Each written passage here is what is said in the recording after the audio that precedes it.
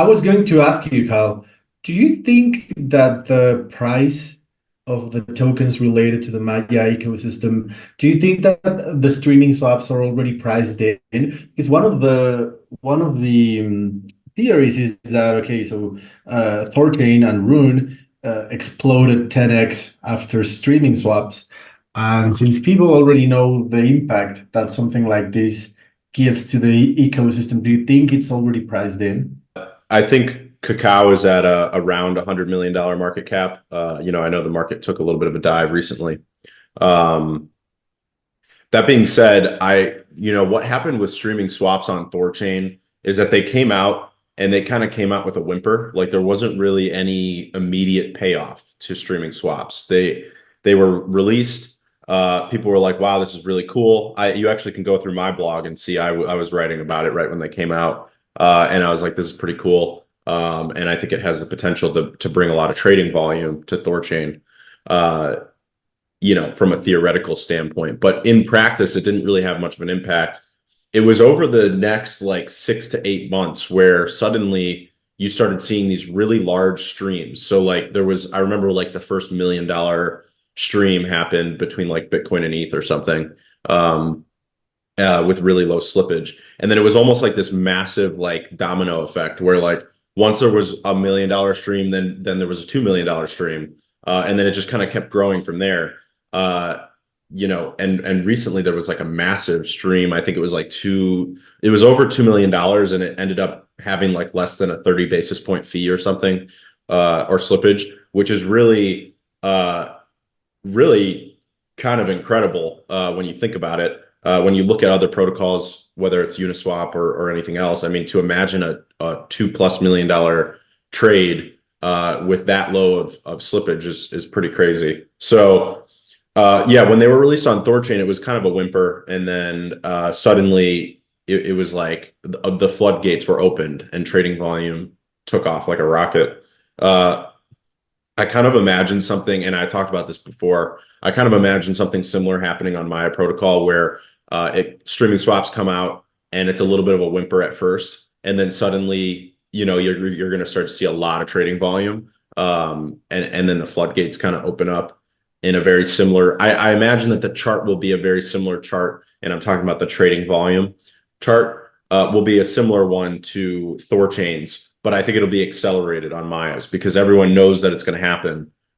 So I just think that instead of taking 6 months, for example, it may take 2 months. That being said, our streaming swaps priced in, I think that people have been speculating on them, and I'm sure that there's some speculation priced in. But in my opinion, I don't think that the adoption of streaming swaps is priced in, and there's a few reasons for that. One reason is that the protocol gains a lot of revenue as trading volume increases. The second reason is that LPs gain a lot of revenue as the trading volume increases from swap fees. So as those LPs, the yield in those liquidity pools is going to increase dramatically.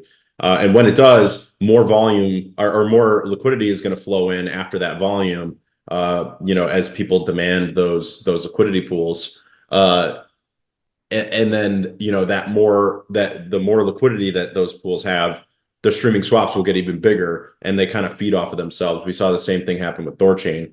So there's that effect.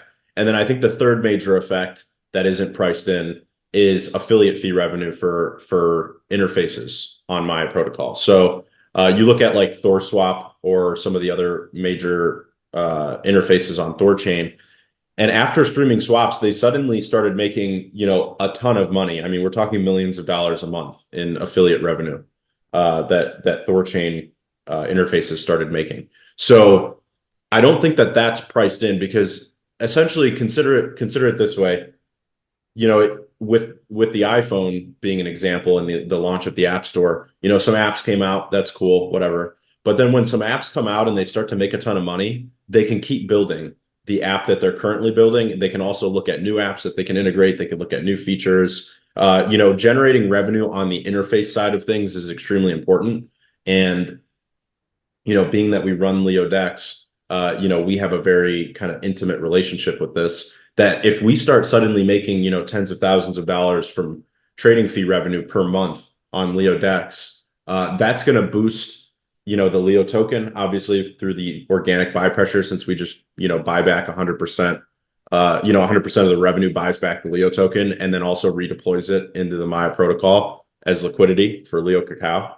So, our interface, just speaking locally, earning more revenue because of streaming swaps will lead to us buying more Leo and deploying it with Cacao in the liquidity pool. And that increased liquidity can lead to more streaming swaps. So that has kind of its own flywheel.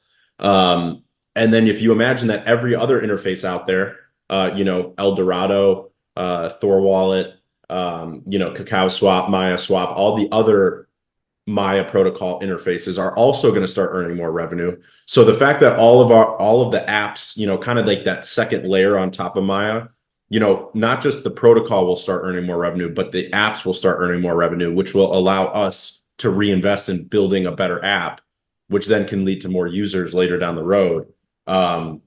It's just kind of like that rising tide raises all ships. And I think that I don't think that that's priced in, because I don't think there's a really good way to price that in.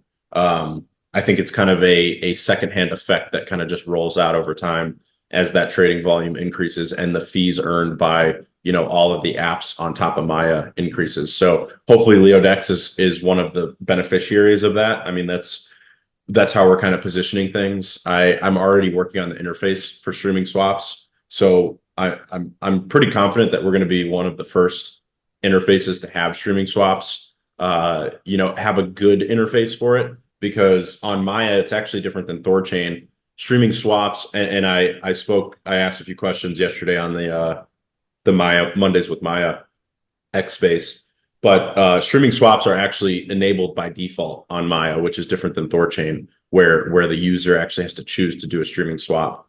So basically, all interfaces will have streaming swaps.